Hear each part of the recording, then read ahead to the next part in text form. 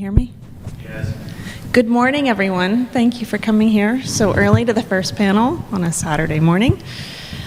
So today we are here to talk about real-time inbox, what it means, and why more marketers aren't using it.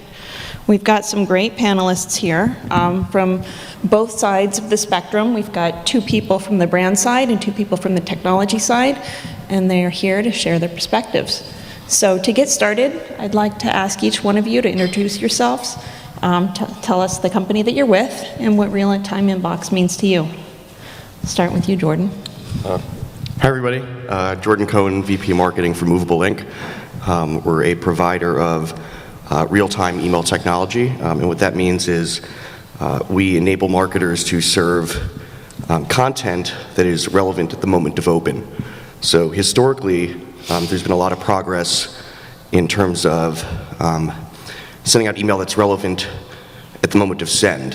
Where we've had trouble is making email relevant to when, where, what device a user is opening it on. Great. Paige? Hi, so my name is Paige Hinke, and I work for Verizon Wireless, do digital marketing. Honestly, we are just experimenting with real-time content. I think we have been, it's a big company. We move a little slower.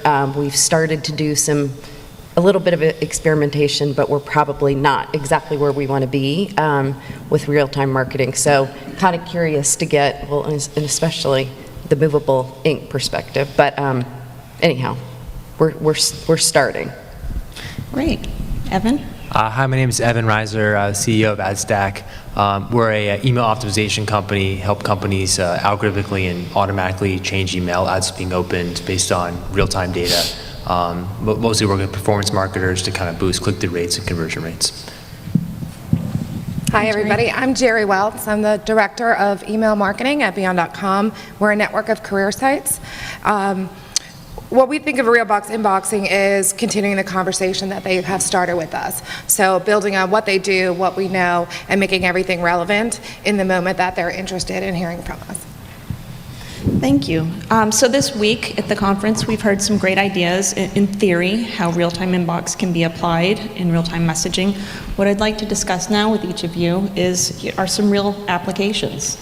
Paige, you had touched on what you're starting with. Can you tell us a little more? Yeah, so I work on the newsletter, and I think someone mentioned, you send an email to 5 million people, it's a little scary. We send our newsletter out to 14 million people, so it's a big group. It actually does really well, and our customers are very engaged with the content.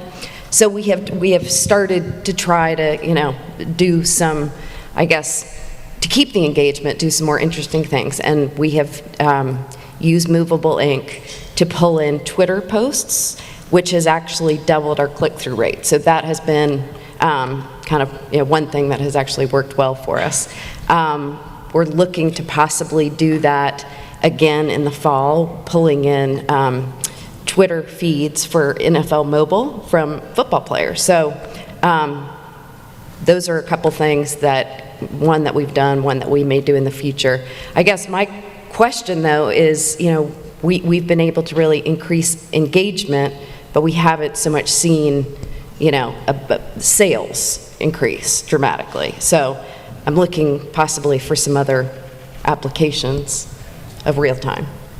Do either of you have anything to add there? No, so I was going to say, that was a cool campaign. So what Paige is describing is, I think that when marketers have talked about email social integration, for the most part that's meant slapping a little blue bird at the bottom of your template or a little F icon and hoping that somebody's going to click it and engage with your brand with social. And what real-time technology enables you to do is actually stream the latest conversation on Twitter or Facebook into the email itself. And social is all about real time, right? When you log into your Facebook or Twitter, you're looking at literally the most up-to-the-second things that people are posting, not something in the past, so that makes it relevant.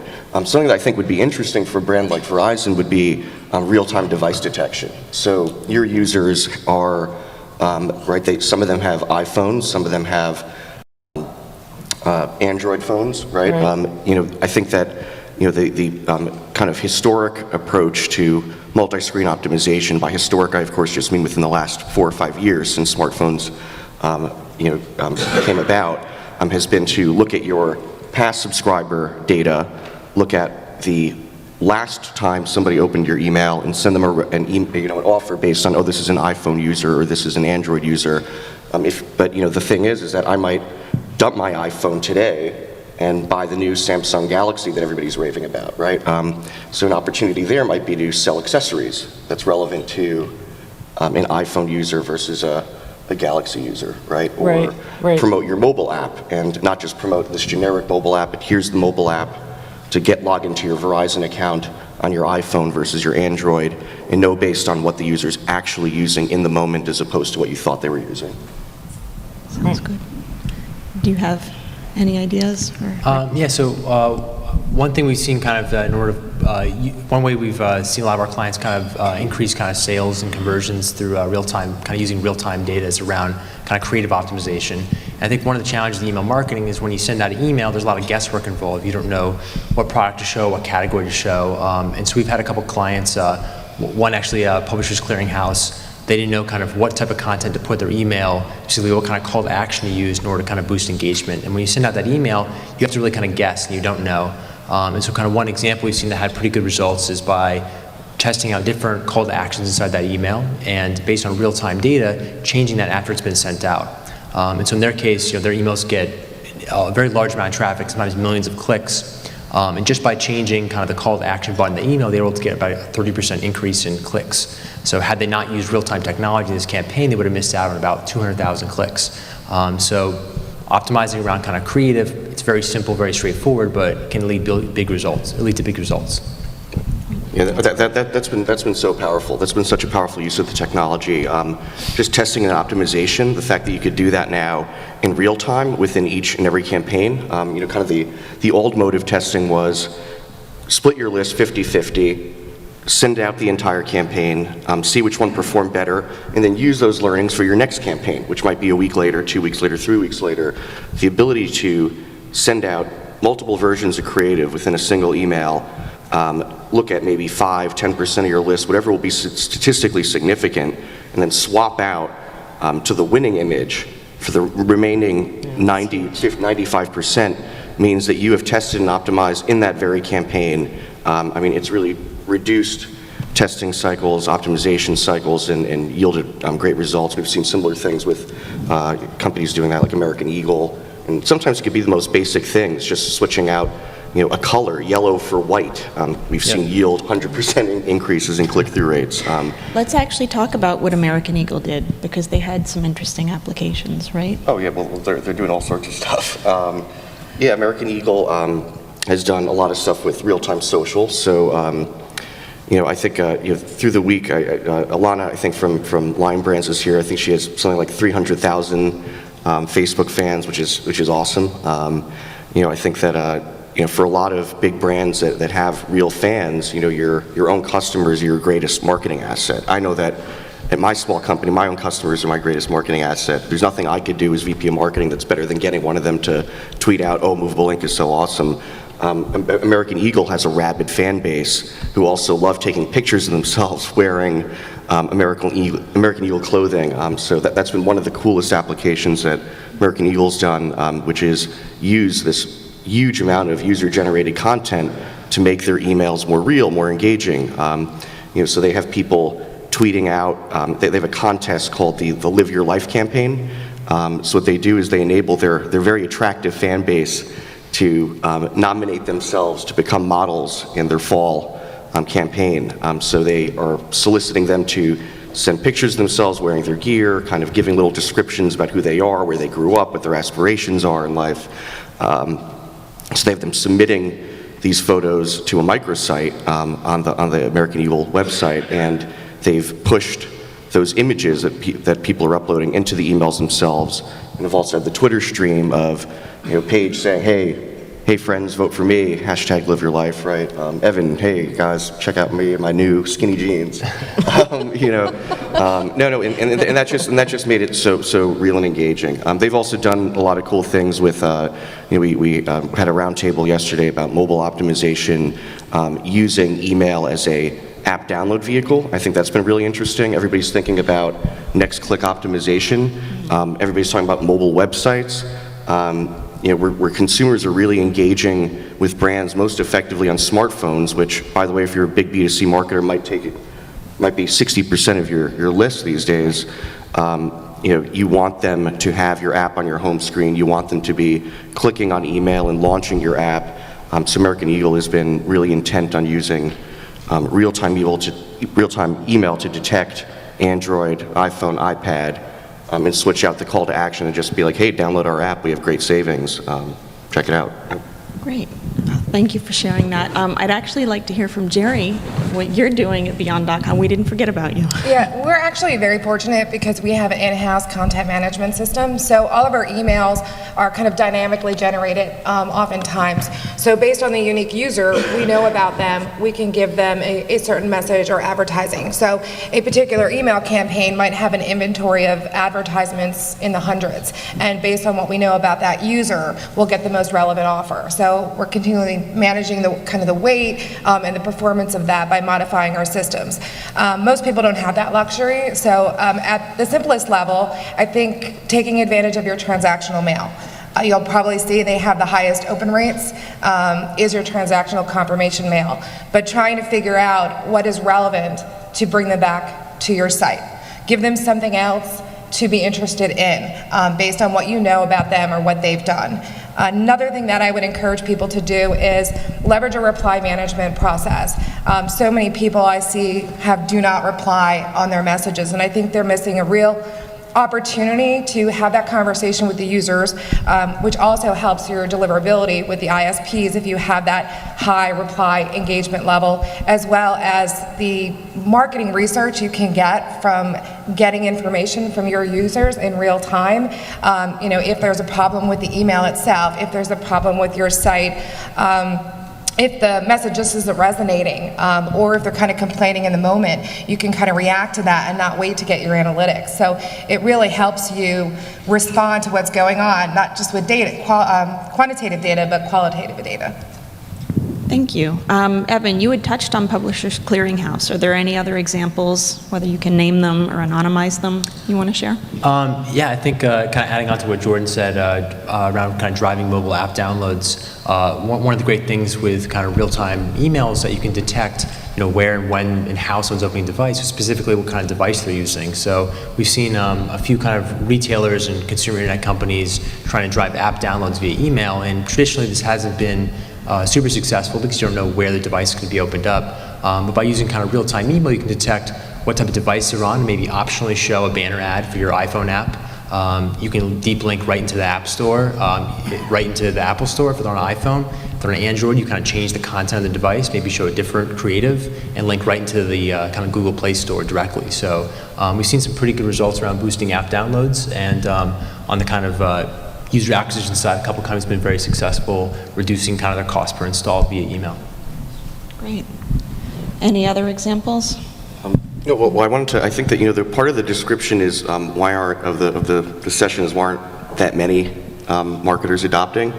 I think that It's a good segue into the next question. Okay, was that what you asked? No. I think that the answer is that a lot of marketers are adopting, but to the point about triggered messaging, I think that this is a kind of breakthrough that's happened, the ability to change out email in real time at the moment of open, but it's only been around for about 2 years. So the reason why more marketers haven't adopted is they just don't know that it exists. But I think that the initial opportunities that we've been describing have been really marketing related, creative optimization, device download, stuff like that. But when I hear about, I think that there are much bigger opportunities. So when I was listening to the lady from, Kate from American Express yesterday, American Airlines, pardon me. It's been a long week. Look, it's day 3 of the morning. I was telling John Whitfield yesterday, the funny thing about the Media Post conference is that it's always a day too long. And a night too long, obviously, too. I think that when you look at American Airlines and what they're doing with a very sophisticated, here's your abandoned cart, and the real issue is she was talking about we want to make sure that there's still a few seats left on the plane before we send that out. but what you can't really control for is how dynamic the pricing is. That's a huge opportunity, obviously, for real-time email. And that's not well, it is a marketing message, it's more triggered. But I was talking to Barry Abel last night at the bar, of course. Barry's one of the co-founders of Message Systems, one of the largest mail transfer agents, and they send a ton of triggered mail on behalf of companies like Facebook. But just being able to capture real-time information in those types of updates, instead of getting just a notice from Facebook, hey, your friend just commented on your status. Imagine being able to pull in what your friends are actually saying that might actually interest you in taking that next step. And So you're saying that education is the reason we need to educate more. to get more adoption, yeah. Okay. Education, but then also thinking about different applications beyond marketing. I think that marketing always is kind of the leader because that's where a lot of the money is, but there's also other opportunities to engage with consumers at different stages in the customer life cycle, including abandoned cart, including sending order confirmations and things of that nature. What about you, Paige? Because you work for a large company and there's a different barrier. Right. Well, what I was going to say is, when you talk about changing offers and that sort of thing, I mean, the concern for a big company like Verizon Wireless is that you don't know about inventory. Like, if you're switching the offer just based on what performs the best, there's kind of the unknown variable. So while, no one's afraid to pull in a live Twitter feed, there may be some hesitation to be just, changing the offer based on what does the best. But I think, definitely we're open to doing new things. It's a matter of testing and, being able to show the results. So, but we definitely, big company, and, we're, slow moving. So the bigger the company, I think it is harder to kind of adopt some of the new technologies. And Jerry, when you adopted it at Beyond.com, I mean, were there challenges in selling it to management? How did you get across those hurdles? Well, at heart, we're a technology company. Our owner is a technologist, but there's a lot of research that has to go into exactly what would be best for your business. So you can't go into it blind either. I think sometimes people overly invest in solutions that take a lot of work. Starting simple is a good thing, and that's kind of how we did, and it just proved itself. So a lot of the ideas that people aren't yet adopting, as soon as you prove that they work, you can get more and more resources and backing. So start simple in your pitch to management and the executive team, and it's a lot easier than coming up with like the big ideas that's going to take 20 resources and a lot of money. Start small and prove your theory. And I would think there's probably a perception that people think this is one more thing to support or it's going to be difficult. Evan, do you hear that from your clients? Yeah, all the time. I think kind of the biggest fear is that there's this huge process change. It's going to derail kind of the whole email process. And I think that is a real fear. I think what a lot of people don't realize is that a lot of this technology can be used kind of on top of your existing ESP, with only a few minutes of kind of additional work. And what we've seen is that sometimes longer term, there's some benefits. All of a sudden, the testing process becomes much simpler because it's automated. The analytics become easier, and there's kind of less. There's not emailing around Excel sheets. There's business intelligence to help calculate kind of what the ROI of the investment is. And so I think the biggest hesitation is really kind of what is that initial barrier to entry, and am I going to disrupt my team? I think kind of overcoming that, and once kind of people can realize the benefit, that kind of makes the processing a little more straightforward. Mm-hmm. Right. So believe it or not, even though I'm a vendor, I also buy marketing technology for my own company and use it. And always, the biggest hindrance or roadblock to me buying something is a fear that I'm not going to use it. That I'm going to spend a lot of money and not take advantage of everything, or that I might need to hire somebody new to take advantage of it. So I think that Evan's point is right there. I think that that we have seen a lot of companies adopt. I think that the profile of adopters of real-time technology, like the brands on this panel, are big brands, folks that care a lot about email, folks that have sophisticated email marketing programs, folks that want to be on the avant-garde, who want to be first adopters and take advantage of the best that technology has to offer. I think that there has been, for some folks, or for any real marketing technology buyer, the main roadblock is is this going to be a lot of work? Is this going to be complicated? And actually our biggest customers, who I can't name because they're financial services companies and they're the ones who tell you before you even ask for, hey, can we do a case study, during the buying process, by the way, you can never use our logo, never mention our name. But I think that financial marketers are also among the most sophisticated out there. The other thing about financial marketers is that they're very efficiency driven, and that's another opportunity for real-time content. Wakara yesterday on her panel was describing this, that one of the big problems with being creative in email is this cumbersome content creation process. I think that you described 5 or 6 steps to just take an image that's on your website and mold it and put it into your email. That's something else that real-time email could deliver on, which is actually, so that the cool part, the gee whiz part, is the evolutionary impact on the channel. The fact that you could have video in email now, and email could tell if you're on an iPhone or not, and serve you a different image. That's kind of the gee whiz part. The real disruptive application of the technology is the ability to make marketing organizations more efficient, to make that 5-step content creation process 1 step, because you already have the content somewhere else on your website or available through your API in your content library, and just calling that up in real time, that single rule, as opposed to having this kind of production line content creation system, is a huge opportunity, and I think is one that will help people feel more comfortable with adopting the technology. Well, it sounds like making things more efficient is one goal, but what about another benefit, performance metrics? Like, how are these types of campaigns typically measured in terms of success? Any of you that are using it? Jerry or? Well, we don't just use the measurement of opens and clicks. It's really total clicks, total value, time on site, once they come from that email, what they purchase. So we follow them all the way through, but also through their whole experience with us. What's the lifetime value of that person, and kind of categorize them into segments, because we have active users and we have passive users, because we are looking to match job seekers to employers, and sometimes we're actively looking for a job and sometimes we're passively looking for a job. So a lot of our analytics data we have to look at in terms of the profile of the person. So we have to kind of segment it that way. You wouldn't expect as much activity on this particular email depending on what stage they're in. It doesn't mean that it's not relevant, but it just means that your performance metrics are going to be lower, and that may be okay. So we kind of look at what the user does when they come through and what they've done in the past. Okay. Obviously, I think the best metric you can use is revenue, or at least if you're an e-commerce company, right? How much additional revenue did this new technology help me produce? And there's proxies for that, right? You can track it directly, and you can look at conversions and click-through rate. But ultimately, when you're adopting new technology, you want to make sure is the time and the money I put into this going to be some sort of net positive for my business, right? Is it going to drive positive ROI?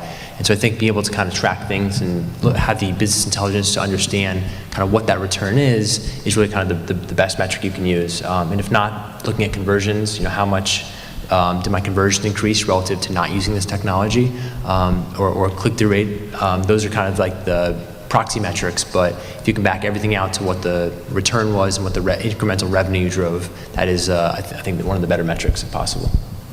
Yeah, we definitely saw the increase in click-throughs. So the click-throughs doubled by using, real streaming Twitter feeds. But our hurdle is going to the next step and actually translating that into sales. So, we're definitely seeing that the interest is there, but taking it a step further, I think, is what we need to do. So it sounds like you're all using this, obviously at different varying levels. What I'd like to ask you now is, what advice would you give to a marketer that wants to get started? Are there any small incremental tests, any small steps they can take, but that have low risk? Because obviously everyone's concerned about that. Well, I'm trying to figure out what the risk is. Well, there can always be a risk if something's not truly successful. Right. Risk to the company brand, okay, or even to the individual. I hear the word risk, and I think the sky's falling. No. I think, look, it has to be objective driven, right? You shouldn't just be willy-nilly and say, I'm going to adopt real time because it sounds cool, right? It has to be, so I think that a lot of marketers have, started out with, increasing mobile app downloads as a major corporate initiative for 2013. And we're using Facebook ads, and we're using, Google ads, and we're doing in-app advertising, and oh wow, maybe marketing to our existing customers on our email list will be a good opportunity to get them to download our apps. So I think that that's something that's maybe low risk and makes a lot of sense in terms of starting. I think creative optimization obviously makes a lot of sense because that is, you're able to see that measurable lift so quickly, and you're able to impact every single campaign and actually maximize not only your investment in real-time email, but even your investment in your ESP and the CPM that you're paying there, because now you've had a campaign that was twice as successful as it would have been. So those are kind of the baby steps. Longer term, I think that we're starting to see marketers think about what else could we do? How can we be more sophisticated? So the example I was sharing with you was actually, it's really exciting for us when our customers come and think about things that we haven't thought of before. So Radio Shack, they're believe it or not, they're doing some really cool stuff. But they, that wasn't fair. Next. No. So Radio Shack thinking about selling different accessories based on what device you're opening it on, right? That was something that we hadn't thought of before. Or Finish Line did a campaign for the Final Four with March Madness, and a year ago they were sending out this batch and blast that was showing the 4 jerseys of the teams that made it to the Final Four, and the whole country got that. They wanted to be just a little bit more creative and target the campaign based on what state you lived in, but then also whether you lived in a 100-mile radius of the teams that were in the Final Four. So doing things like that, and obviously that yielded a great increase in the productivity of the campaigns. And so I think there's kind of the baby steps, the easy kind of first wins, and then what's exciting is when you start to see marketers starting to think outside the box and beyond what their vendor is even telling them or talking to them about, to use more creative applications.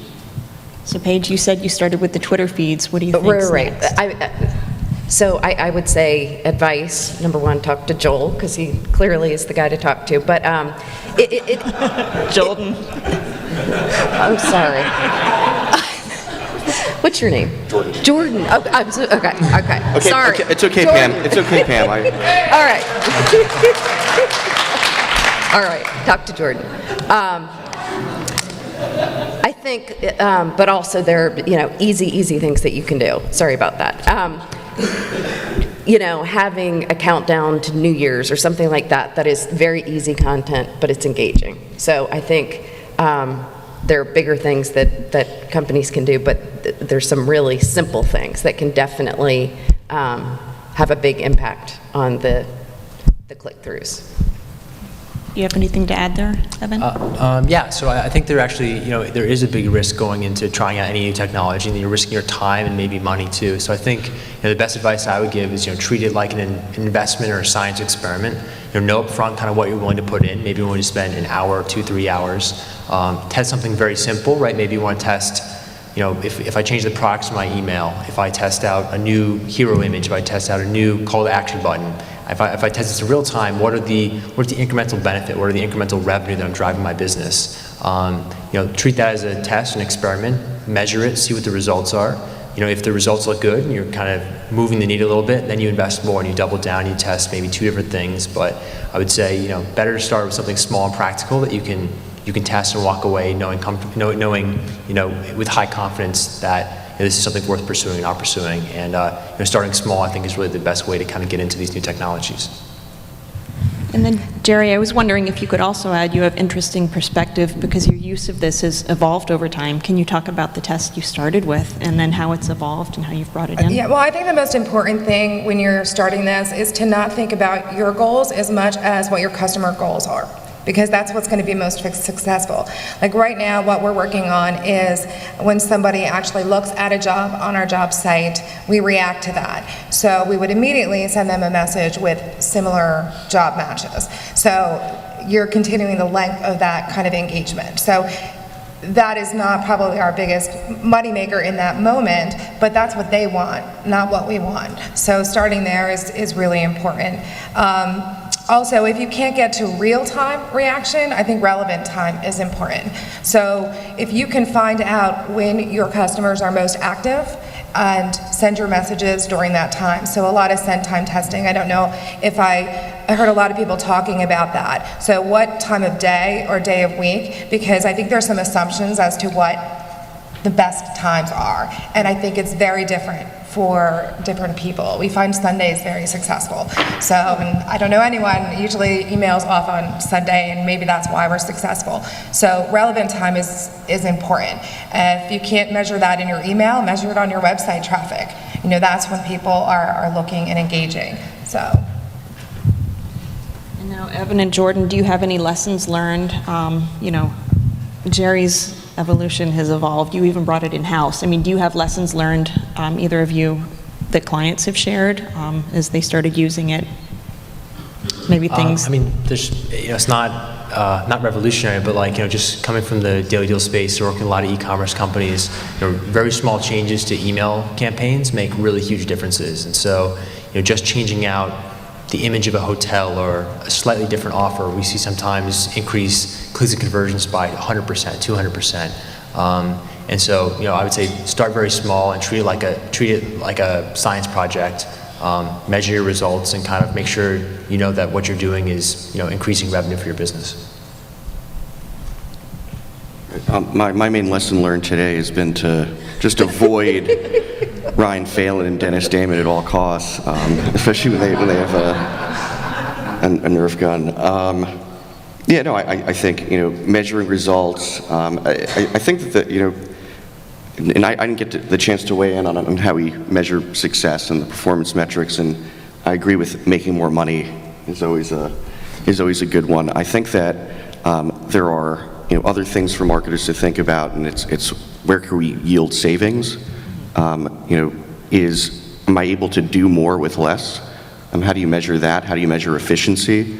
I'm also thinking about how you could fit real-time email into your larger picture goals. You know, we have this, you know, kind of an endemic problem in the industry of disengagement with email campaigns. You know, the average marketer has 60, 70% of their file inactive, not responding in months, years maybe, yet we continue to send email to them. And that's just the status quo, and people are just used to doing that. What if we thought about maybe we should reduce the frequency of messaging to those people and try some other things with the more engaged population? You know, I think that there are a lot of opportunities, and that marketers, you know, I think that a lot of them are just focused on that kind of immediate bump, but we're seeing the more sophisticated marketers starting to dig deeper into the numbers and start to think more strategically, not just what's the incremental lift on each and every campaign, but also what types of efficiencies am I driving throughout my organization. So if you're looking to broaden this into the overall marketing strategy, are there types of campaigns or senders where this works the best for? And then conversely, are there types of campaigns or mailings that real-time inbox may be not appropriate for? No, it's a good question. I think that, you know, it depends on what type of campaigns you're sending. It might not apply to everything that you're sending, but I think that for a lot of campaigns, I mean, when I look at a marketer's email, my mind immediately goes to work thinking about what portion of this campaign could be real time, how could it be enhanced with, is it a countdown timer, is it an app download call to action, is it a real-time inventory locator, is it, you know, we have retailers, you know, so a lot of retailers send, you know, very image-heavy messages. It's kind of funny, we're so far down the line, yet a lot of folks are just sending, here's a picture of our latest t-shirt. There might be a portion of that template that it makes sense to also show, here are the latest offers that are being featured on our webpage. So I don't know, I mean, usually when I see an email, any email, I see an opportunity for making it real time. Obviously I'm biased, but.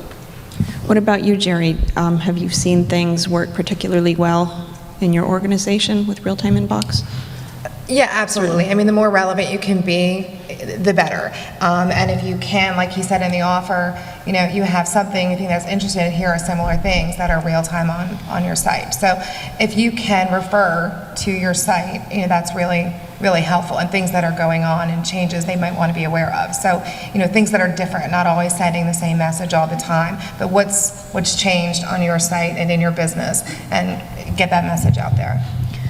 Have you sent any that weren't as successful as expected? That's a good question.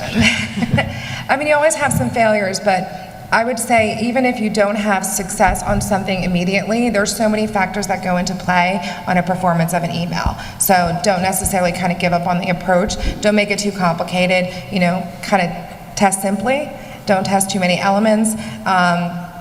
Look at, the list that you're actually, like I said, we kind of segment and analyze by segmentations and activity levels. So I think, multi-testing.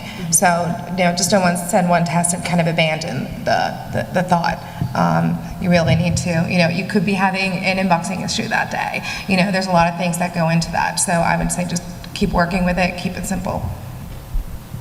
And Evan, what about you? Have you seen real-time inbox technologies or applications that work particularly well versus those that may not be? Yeah, I think it kind of just depends on what the purpose of the email is. For newsletters that are trying to drive commerce, we've seen kind of real-time A/B testing be very successful.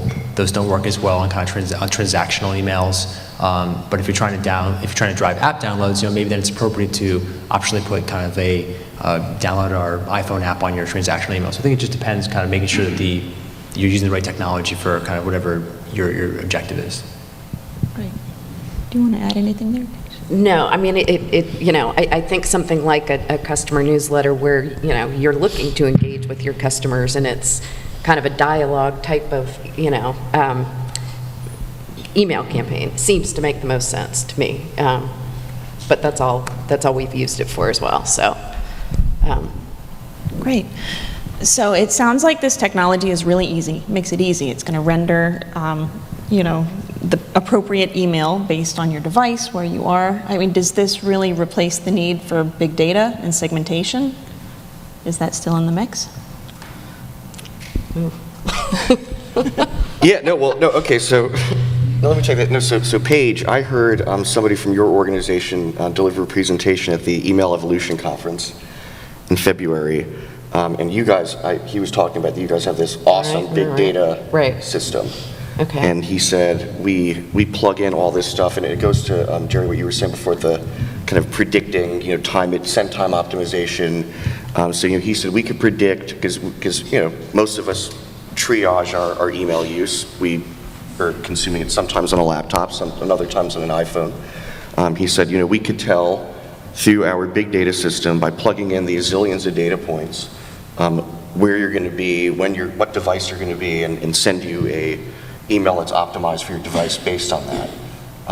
And of course, I was sitting there thinking, why would you do all that if you could just add a little snippet of code into your email and just tell in real time what the consumer is actually doing? So there's kind of a clear example of where real-time technology simplifies what you're trying to achieve with big data in a big way. Sorry. Right.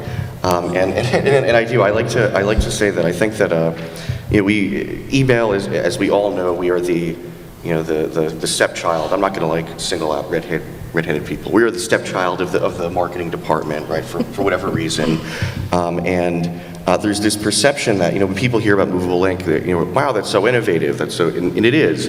But what I like to say is that there's actually been a tremendous amount of innovation in our industry over the decade that I've been in it, and previously. The level of sophistication that the ESPs are bringing to the table. In other companies, Rich Relevance and MyBuys and Certona with recommendation engines. There's been this huge amount of progress in being very predictive and with a great degree of accuracy. The problem with predictive is that as good as you could get at predicting what somebody's going to do, there's always that one day that the guy who you thought was going to zig, zags. And the ideal that we're really trying to get to, I think, is actuality-based marketing. Not just predicting and not just using all the past performance data, past purchase history, but what is somebody actually doing right now? If you could marry the past with right now. Do we have a question for somebody other than Jordan? Thank you. I was going to go on to Evan. Thank you for making that point. Do you have anything to add before we wrap up? I was going to say, I think real-time inbox really complements kind of big data and kind of segmentation. I think kind of combining the two together is very powerful. And so, if you can use, wrap leaf data to figure out, what someone's income level is, or, there maybe demographic data that you're not collecting yourself, and add on top of that kind of real-time optimization. I think, we've seen a lot of success around that. I think that's kind of the future of email marketing. And Jerry, it sounds like big data may be part of your process anyway, right? Absolutely. I mean, I think that's where it starts, is having the data available. You need to make friends with your database team, because all the technology out there to react to real-time data, the data needs to be accessible in real time. And I know some people don't have that luxury, but making sure that your processes and your databases are updating in real time. When we send our newsletter, for example, there are sections in the newsletter that go and look at that person's record to determine what ad is relevant at that point in time. So there is kind of a template that everybody kind of, the articles and whatnot are relevant, but everybody gets kind of a unique ad. But if I wasn't able to tap into that database in real time, it doesn't matter that the system can do it. So it's really making sure your database can do it. Great. So before we wrap up, because I know we have just a few moments left, we'll go down the line, back with you again, Jerry. Is there one point you'd like to drive home from this panel, or an idea that you'd like to give to the people in the audience? Well, if you're not doing it, do it. And keep it simple. Keep focused, know what your goals are, know your customers really well, and kind of make it about them and building on a conversation. So, it's about what they want to engage with you about, and knowing what they did or what they want, and that's kind of how to build the relationship and start simple. Great. Evan? Yeah, so I agree. I think, I'm a little bit biased. I come from a performance marketing background, so I'm a big believer in kind of testing, but I think, start simple, test things that are, very basic, and, maybe you're not rebuilding your entire thing and optimizing in real time every piece, but, try testing out 3 different hero images, right, or 2 different call to actions, and kind of, measure the results, make it a very kind of data-driven process, very quantitative. Start simple and actually do it. I think that would be kind of my advice. Thank you. Paige? I would just say, it clearly does work. So my advice to, our companies, we need to do more of it. So, Joel? Morgan, can I answer the question? Is that? No, I just want to say I just want to say be creative. Think about. Don't do it, Dennis. No, just be creative. Email marketers are data-driven, but we're not just button pushers. I like to say that everybody has their inner Don or Donna Draper in them in the email marketing department. There's a whole new world of possibilities out there, and just think about what you could do if you weren't restricted to email that was stuck in delayed time in the pre-send world. Imagine what you could do if you could feed real-time Twitter, if you could device target in real time. Just think outside the box and think about all the possibilities that are out there. Thank you. Do we have time for any questions? Are there questions? Are there any questions? No questions. No? I think we're right on time. Great. so Then I'd like to thank there this you go. panel, and thank you for your time. Thank you.